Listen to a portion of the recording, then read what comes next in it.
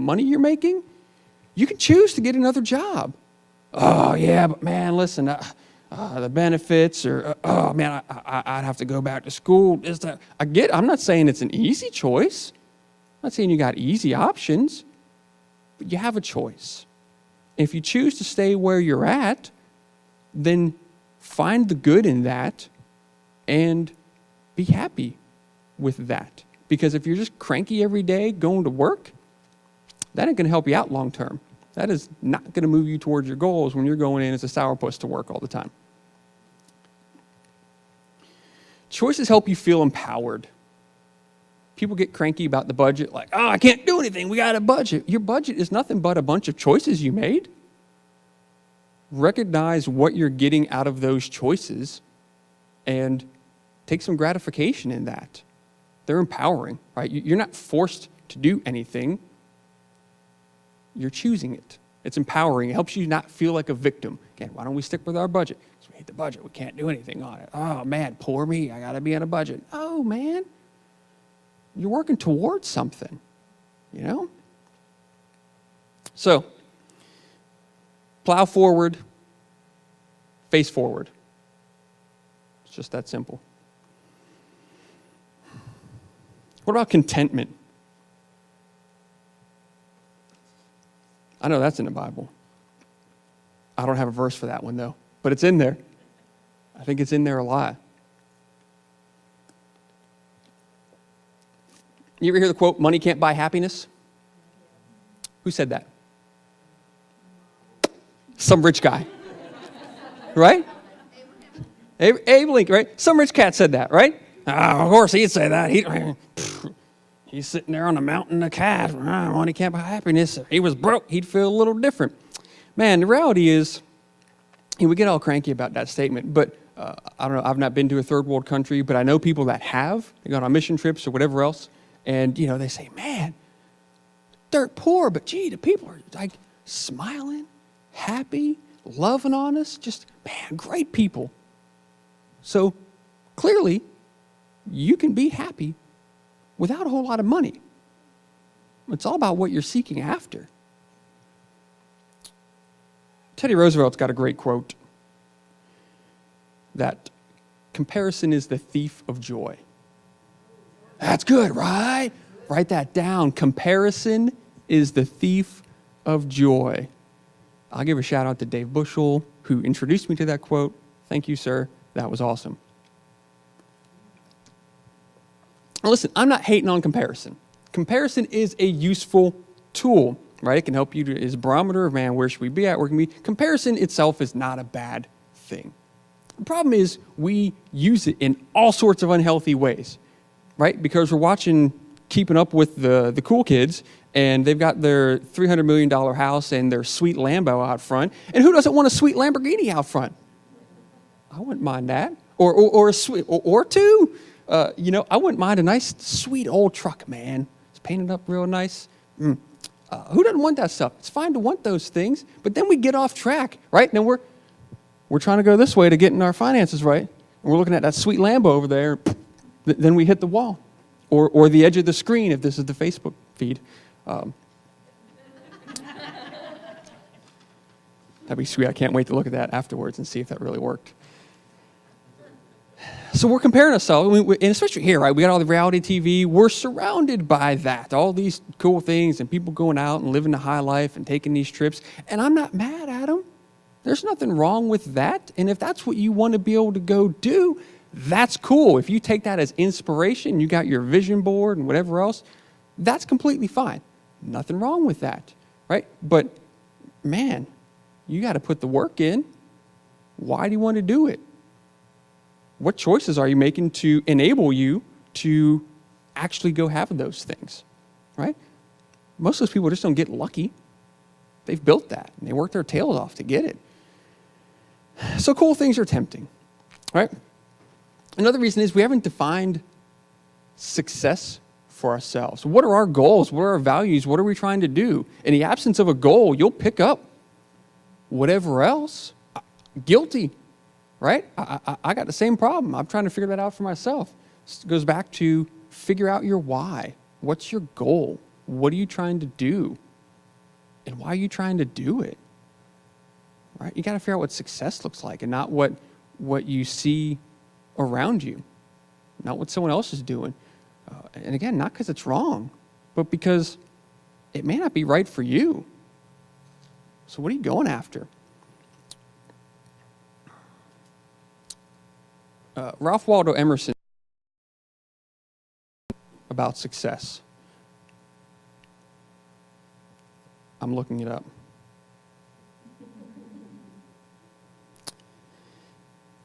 So this is good. This is long.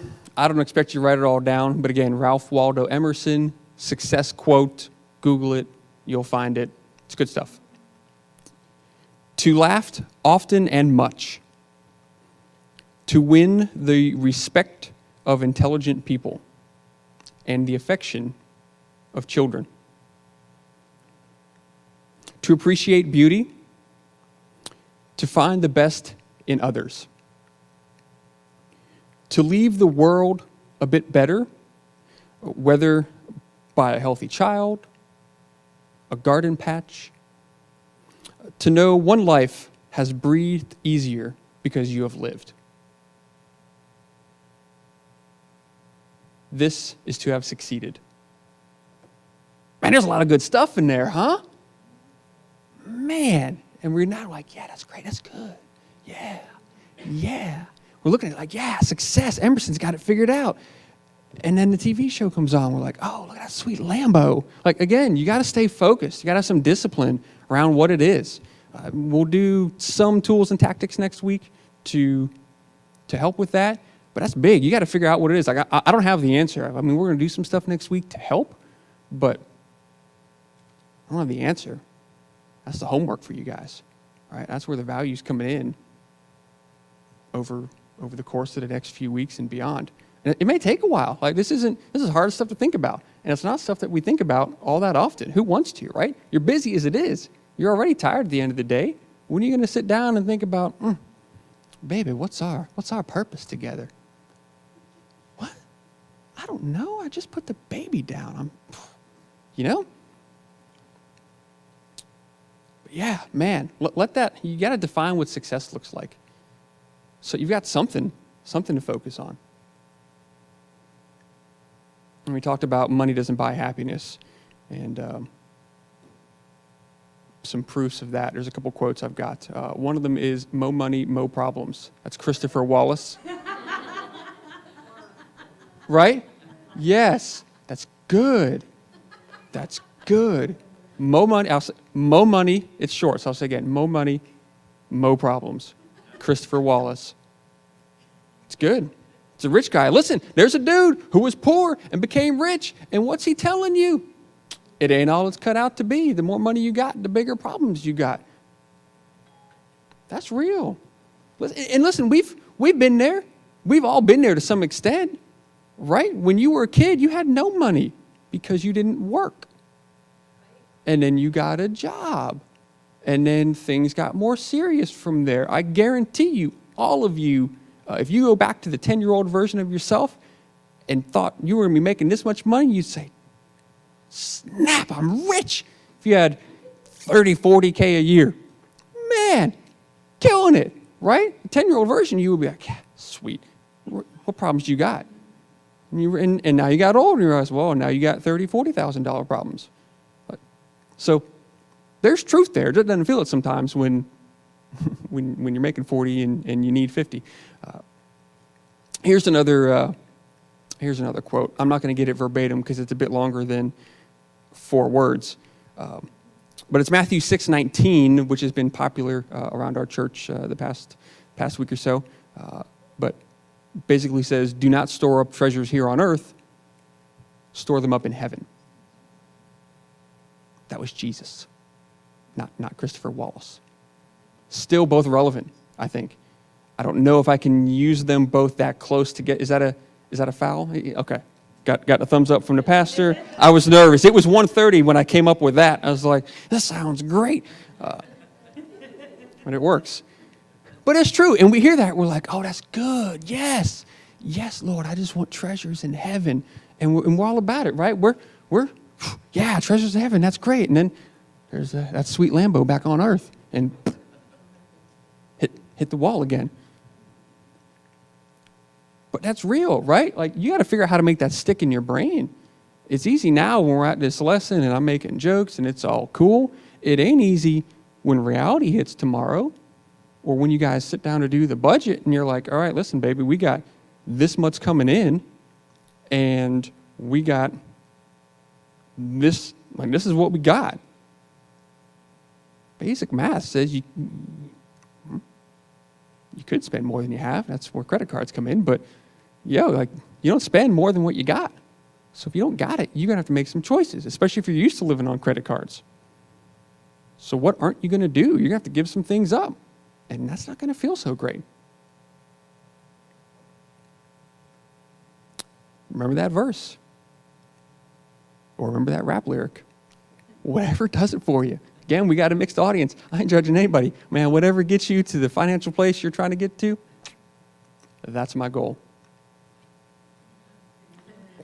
Yeah, all right, yes, yeah. Oh, right, because I took a sip. That's right, yeah, when you take a sip, that's when everyone says, oh, man.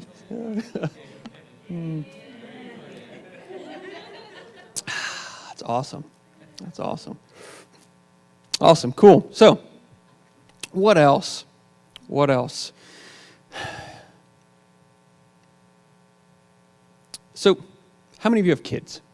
Anybody? Everybody! Yes, this makes it easy. Even if you don't have kids, you may have some, you can have some grandkids through, yeah. Kids, grandkids, nieces, nephews, ate dinner with a kid one time. You've had that situation where they got their plate half full of stuff. And they're like, yo, can I get some more? Or, hey, you've heard that, yeah. This is the second time I've used the example some of these people have heard already. Or they're like, yo, hey, all right, can I get dessert now? And they got a plate half full of food. No, what do you tell them? What do you tell them? Finish your plate. Yes, exactly. Thank you for playing along. We're the same way. We got a plate half full of stuff. And we're like, yo, I want some dessert now. You didn't finish what you got, right? This works great if you're trying to get out of debt, right? You got a plate half full of debt, and you're looking to, oh, man. I'm going to get a new...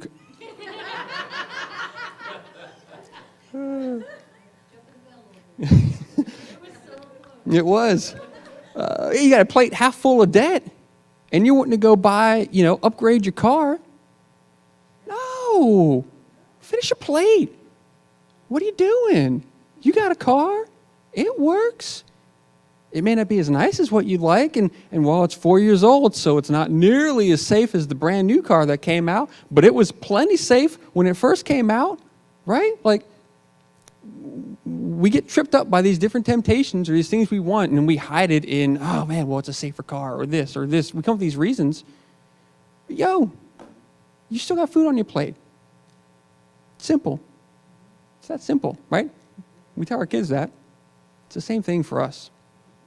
Finish your plate. Thank you. This makes it so much easier. What about abundance? Anyone, when you hear abundance mindset, is that like frou-frou guru stuff? Or what does abundance mindset mean to you guys? Anybody?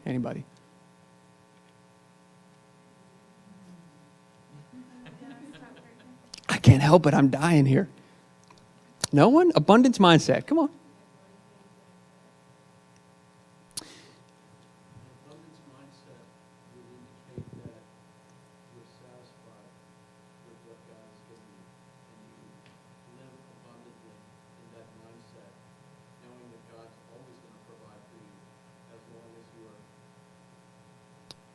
Answer. There we go. Yeah, so living, knowing that God will provide for you and being content with what he's given you. Awesome. Who else? It's kind of subjective. It's not like there's one right answer.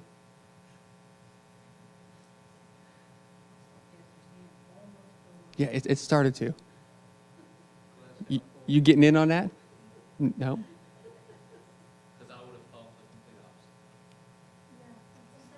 Well, yeah, well, let's have some conversation. We got time. If you were to say what is an abundance mindset, I would think that you're never satisfied and you're always wanting. That's what I would decode it as. But again, I'm not a financial guru. You are, so you tell us what it is. I mean, this isn't really So abundance mindset is really, at least in the ways I've seen it used, is feeling like there's enough for everybody versus compared to a scarcity mindset. And, someone gets a promotion at work. If you've got a scarcity mindset, you're like, oh man, you're jealous of them because they got that promotion and now you're not going to be able to get a promotion. There's not enough, not enough opportunity going around for you. They got it, so you're trying to compete with them. Versus an abundance mindset of, yeah, right on, good for them, man. Another spot's going to open up for me. I'm working hard. It's coming for me. There's enough here, right? There's enough to go around one way or another. Maybe you got to change jobs. Who knows? But out in the grand universe of the world, there is enough, right? Versus there's not enough. I got to, hold on to what I got because I don't know when it's going to be gone and I don't know if I'm ever going to get any more again, right? And that scarcity mindset. Having an abundance mindset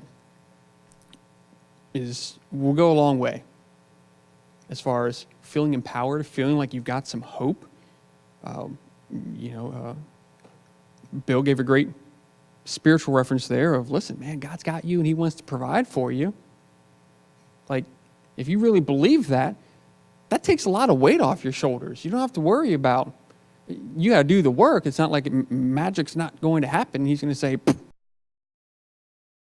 and here's this pile of money, and by the way, here's that sweet Lambo. Like, it doesn't work that way, right? But believing that if you make good choices and you've got a healthy purpose that you're moving towards. Listen, if your purpose is just to be completely self-serving and do nothing but, wash in money, may have missed the mark a little bit. I might judge you a little bit for that, right? But if you're trying to take care of yourself, take care of your family responsibly, keep your bills paid, right?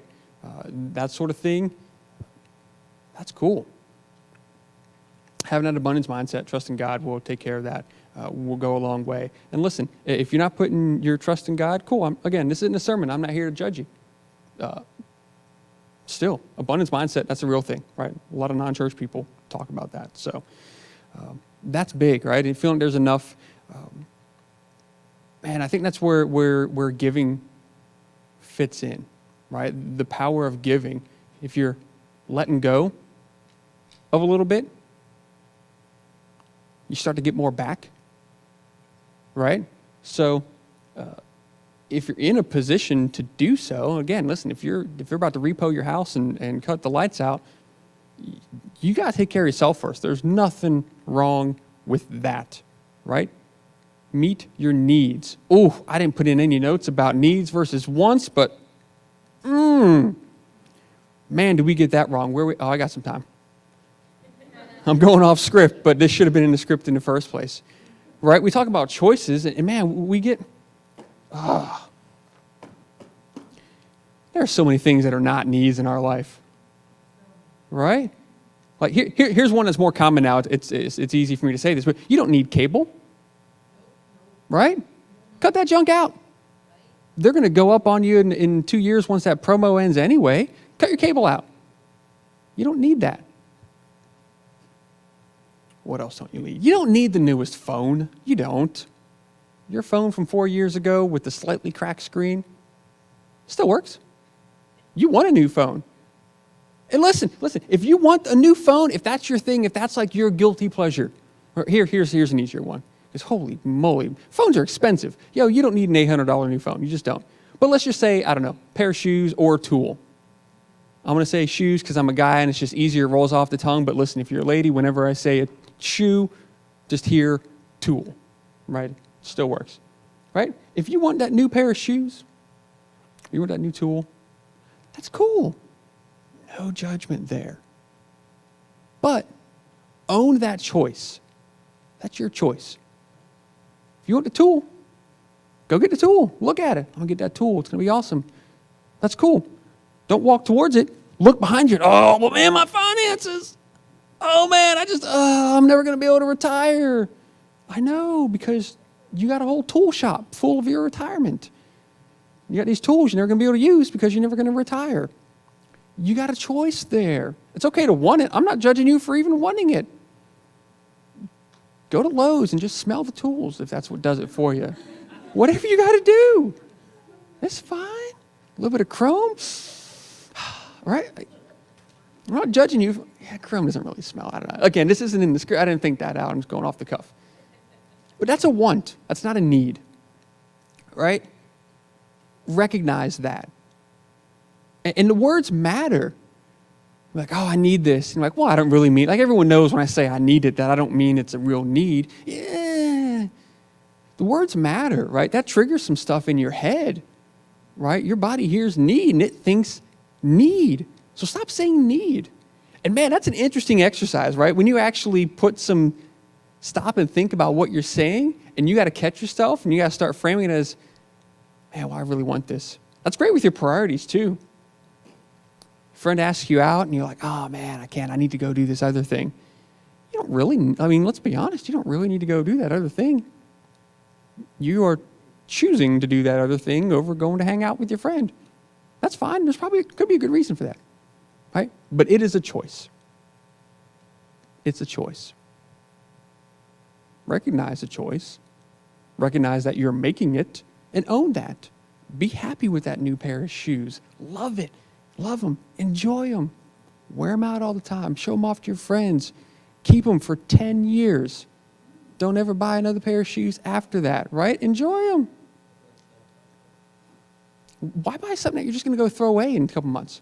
Like, man, people are like, man, well, you're so cheap. You don't want to spend any money. No, not true. I got no problem spending money. I just spend it on stuff that's going to be meaningful to me. Stuff that I'm going to have for a little bit. I don't go out to eat because I got food at home. If I'm going to go out to eat, there better be some talking points. No. I go out on a date with my wife and I can eat at the dinner table just fine. I don't need to go to a restaurant to eat. If we're going to go out and have a date, cool, baby. What are we talking about? What are we doing? This better be good. Like, I want to come out of a date feeling like my marriage is fulfilled. Otherwise, we're just paying for food that we already got at the house anyway. So I got no problems. But listen, my wife's engagement ring, listen, I spent a lot of money on that. I'm not going to say how much, but I'm not going to lie. It was a lot. I'm not bragging, but it gives me palpitations. But here's the thing, my wife still talks about it. And back when she worked out in retail and was, saw people every day, she's like, I got someone else who complimented me on my ring. And I was like, yeah, sweet. Like, my baby feels good. She's got a good ring. Like, and that's shallow. That's a little materialistic. But at least I'm getting something out of it, right? Like, I'm still getting value out of that ring.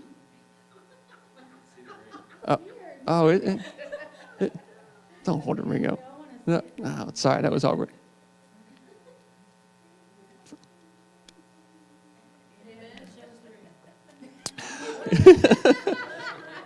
I got no problem spending money, but spend on stuff that's going to be useful or meaningful, that you're going to keep around. Because then what do? You buy a bunch of stuff, and then every couple years you're like, look at all this stuff. We need to have a yard sale. Oh, it's so dusty, but I got to move everything around. What a hassle. You complain about the stuff you have. So then why are you buying it? Don't buy it. You're just going to complain about it. You do, right? Or it's just going to sit in the corner. You got 7 foot high of pocketbooks stacked up that you don't use. Or again, listen, I got no problem with the ladies. I'll pick on the men too, right? You got this whole tool shed with your little pegboards and whatever else, and you got 15 different sizes of hacksaws, and you haven't cut wood in 3 years. Stop.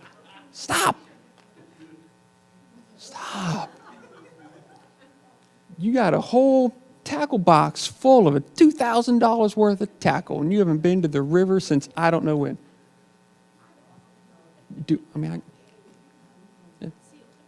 That's okay.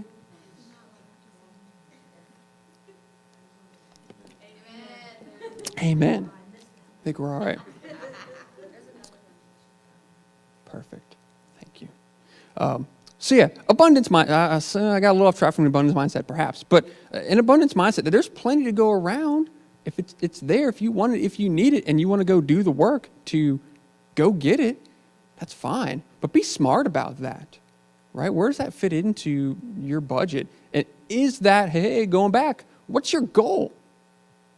Is you going and getting that thing moving you towards your goal?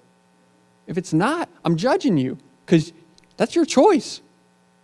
If your goal is to, be able to pay the bills and just be like, yeah, we're getting by, we're doing okay. We want to live comfortably, we want the tools and we want the shoes. That's cool if that's your goal. I got no problem with that and you're working towards it. But if that ain't your goal, don't do those things.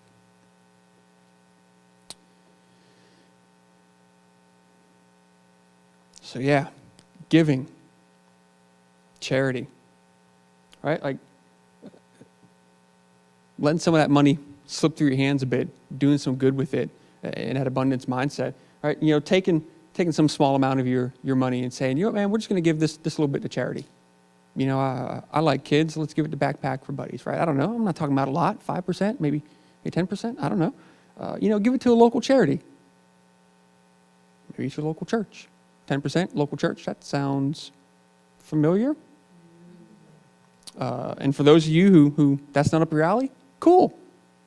If you like kids, give it away to a kids charity. If you like veterans, give some money to the veterans. If you can. Again, if you're going to lose your house and lose your bills, probably not the time to give that away. Take care of yourself. That's how I got to the wants and the needs. Is, hey, take care of yourself. Meet your needs first. Then we got off on that track. But seriously, meet your needs. But if you're already living kind of comfortable and you can fit it into the budget to give some money away, try that out. See how it works for you, whether it's a church, some other charity. See how that goes, right? It just changes your mind a little bit. And on that note, I think we're done for this week, so I'll take questions around any of that or anything else for that matter. And I'll grab a water while I'm at it. Thanks.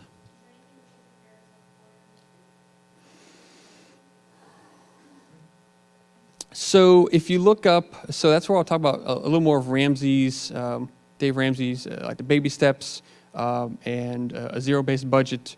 We'll talk about those a bit next week. Feel free to look them up in advance. This way, you've already had a chance to kind of think about them a bit, and this way you've got some questions next week and talk about that. The third week, the budget workshop, will really focus on just doing a budget. I know for some people, part of the problem is, when do we have the time to do a budget? We don't have the time. Well, great. Well, if you're here, you got an hour, right? So we'll do a budget.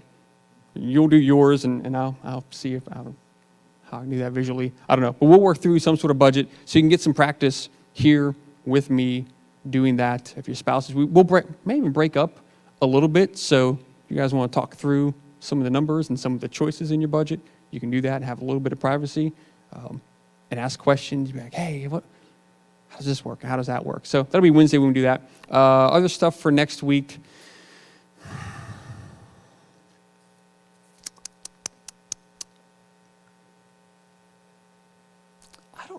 I wouldn't say much else, but really just thinking about your goals, thinking about where you're stressed in your finances, and just being a bit, helping maybe increasing your self-awareness a bit between now and then, talking with family, friends, whatever else that may help. Yes, sir, the man in blue. So, knowing a little bit about your personal life and mine, what do you do whenever your goal and your wife's goal don't match? Like, if you have a goal and she's not on board with it, not that that's the case with... No, yeah, hypothetically. For a friend of mine, if this were the case from a friend and he were to come ask me for help, what happens when you and your spouse aren't on the same page in your goals that you're set? So running towards a goal using that, quote that you when one of you are running that way and the other one's looking back and you're trying to drag one, you know what I mean? Yeah, that's part of the fun of being married, right? What do you do when you don't agree on how to raise the kids? This is not parenting workshop. This is a so I'm just saying. financially, what I mean, it was kind of serious. Like, well, there are other areas of your marriage that you have to align on. So how do you get on the same page? my friends married. Yeah, well, I'm speaking in like the general sense of you, right? The you plural, right? So I would say find other areas in your marriage in which you do agree. Figure out how you got to that point of agreeing and try to apply those same strategies. That might help. Maybe you just got lucky in other areas of your marriage and you're like, yeah, I think we should beat our kid if they talk back to us. And your spouse is like, yeah, I agree. You're like, oh, sweet, that was easy. I'm really talking about why, helping them understand. Why do you want to get out of debt? Why do they want these things? Maybe they were poor. And so not buying things makes them think of their poor childhood where they had nothing to eat. That doesn't mean they're right, but at least appreciating where the other person's coming from. Yeah, because I think knowing most of the couples here, that is going to be a huge hurdle that we're going to have to cross leaving here. Like, it's cool to have a goal, singular. When you have a goal together, I think my advice to everybody is understand that my goal isn't our goal. And so I have to compromise on what my goal is so that she is okay with what our goal is together. Does that make sense? So if my goal is to get out of debt and to give all of our money away, she's going absolutely not. That's not. So I have to, reel in my expectations of what my goal is, so that so we can find a happy medium. I guess was my encouragement to everyone is understanding that you can't walk out of here and go, we're getting out of debt. This is what we're doing, and this is how we're going to do it. At some point, you've got to find a compromise between the two of you. What she expects, what I expect, and find a way to have a happy medium there, to where both of us feel like it's a goal that we can accomplish. That's good. You could preach on that. Well, I mean, it's true. I mean, it's compromise just like everything else in marriage. And some things are going to be easier. The $30 gym membership, that's going to be an easy one to compromise on, right? But if one of you wants to send your kid to private school and spend $5,000 a year on that, and the other one's like, yo, we can pay some stuff off with $5,000 a year. That's, that can be a bit tougher. Because listen, there ain't nothing wrong with sending your kid to private school. Like it's not like, oh, you're just being frivolous. You just want to. Well, I mean, that's a good thing. But man, just talking, listening. I mean, good. There's a good reason why so many marriages end in divorce because of financial reasons, right? Like, because you have to understand each other, perhaps in deeper, more fundamental ways than in other aspects of your marriage to get on the same page. Those are tough conversations. It can be anyway. And both of you may not have, you may not be able to answer, oh, well, I want these things because of X, Y, Z. So unfortunately, there's no magic, oh yeah, just do this. Yeah, self-analyzation is very difficult for people. So to understand why you want something is always really tricky. But I think if you as a couple can just start with a small goal. What is our small goal? Hey, there's a credit card that we owe $1,000 on. Let's see if we can try to pay that off, or whatever it is. Hey, let's try tithing. Let's see if whatever it is for you as a couple. Start with a small goal instead of, hey, I want to be out of debt and living in the Caribbean islands or whatever. Like, start with something feasible, because you always feel accomplished when you actually accomplish a goal, which is why the debt snowball works so well, because you get that person paid off and you're like, man, this feels good, and ultimately gives you encouragement to keep going. Right. And likewise for spending, if someone's used to spending all of their money every month and you're like, yep, can't do that anymore. You got to save it all. That's a big stretch. right? So find the small wins, whether it's paying something off or whether, hey, instead of spending $1,000 a month doing whatever you do with $1,000 a month, okay, why don't we rein that into $800 a month? You know? See how that feels for a little bit. Maybe a few months later, you're like, yeah, why don't we try 7? Other questions? Feedback on maybe topics. So that's a good. Put some thought into that and see how we can work that into other sessions. Other areas of finances that we can hopefully touch on throughout the next 4 weeks.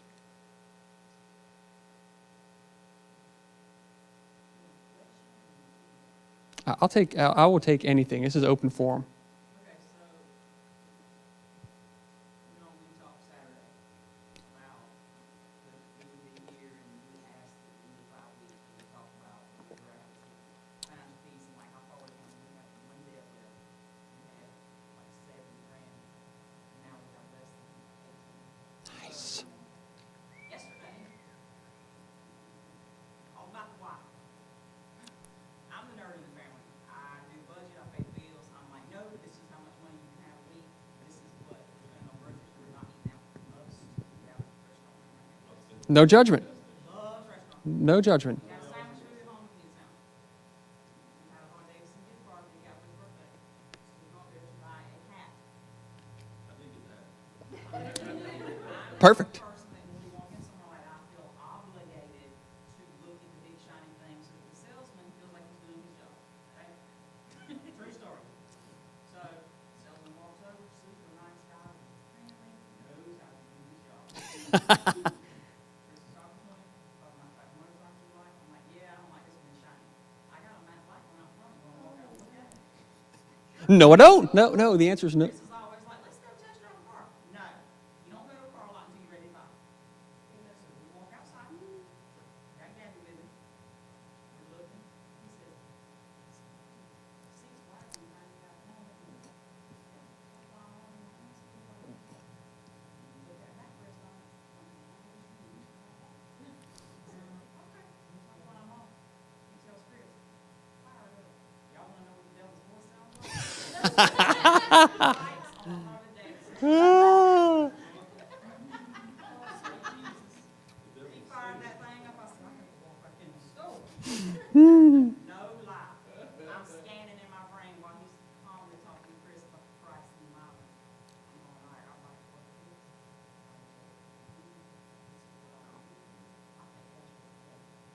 He comes back in the store, I said, can you bring a motorcycle up here tomorrow? Serious, I don't do that. I was obsessed with that motorcycle doing the red light sign. Mm. We come in here and I'm like, oh Lord, I can't do that motorcycle. Calls. Can you live in that motorcycle? Mm. Can you live in that motorcycle? Because we have other goals.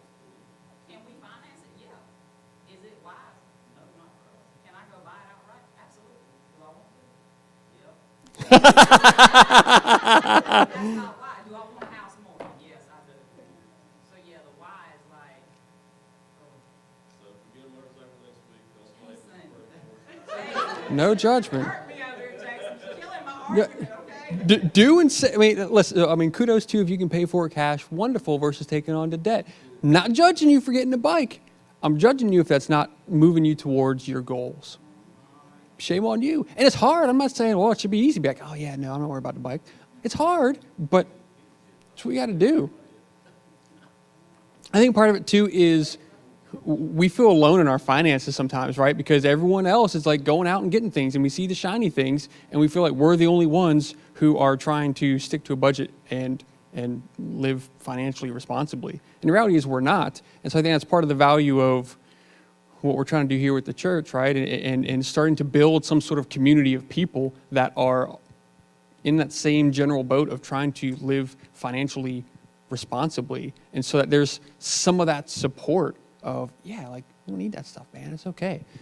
Later not this week, but later in this seminar, we'll have a little panel, 2 or 3 people, and have them talk about their own situations a bit, just to get other people out there and build that community. Yes, sir.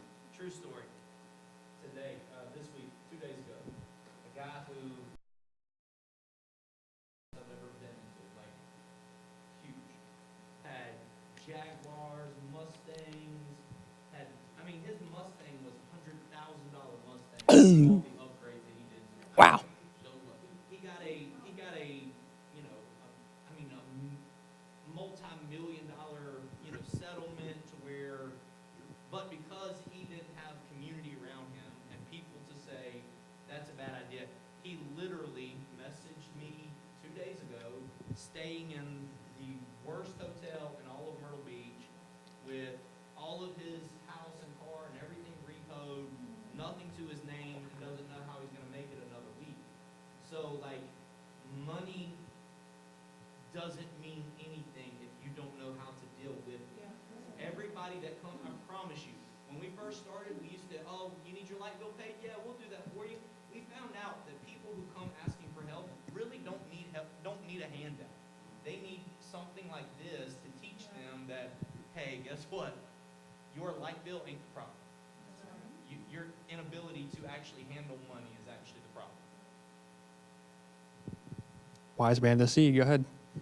So this is the concept that I took, it was like an aha thing from FPU when we did that I think kind of goes along with what everybody's talking about a little bit, is that it's just the most simple thing, but for me it's always the most helpful if I actually take the time and think about it, which a lot of times I don't. But it's just that concept of, you know, you got $50 or $5,000, however much money you have is fine to spend that money on this thing, but you've got to realize that once you spend it on this thing, it can never be spent on this other thing over here, whether that's, you know, an investment or, you know, a car or something fun or whatever. That's just like such a simple concept that it really, you know, if you just take a minute and just think about it that way, it helps me out personally. Yeah, that is good. Yeah, I mean, reframing. My wife and I we joked about this, and we're at time. If you got to leave, and we're just kind of in garbage time now. But I think it's a soccer term, right? No, I don't know. Anyways, one thing we joke about is we in our younger days we would go out to some local shows, right? And it's like $5 to get in, and you see 4 bands, whatever else. Not a big deal, right? But if you're going through your budget and you're like, man, what do we do with this $20?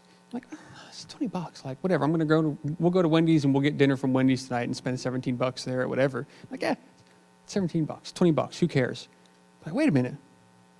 What's $5 for us to get in at the show? I mean, that's 2 different shows we could go to and both go to, and that's a night out for us.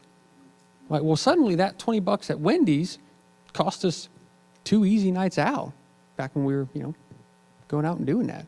That $20 means more when I look at it from that perspective of, man, could have got a lot out of that. So yeah, that's good. That's good. Anyone else? We can wrap it up. We're about 5 minutes over. Beautiful. Awesome. I hope this was good. Hope you enjoyed it. If not, tell me. If you did, be sure to thank my wife. And hey, we'll be here next week. And hopefully it'll be awesome then too. Thanks, everyone.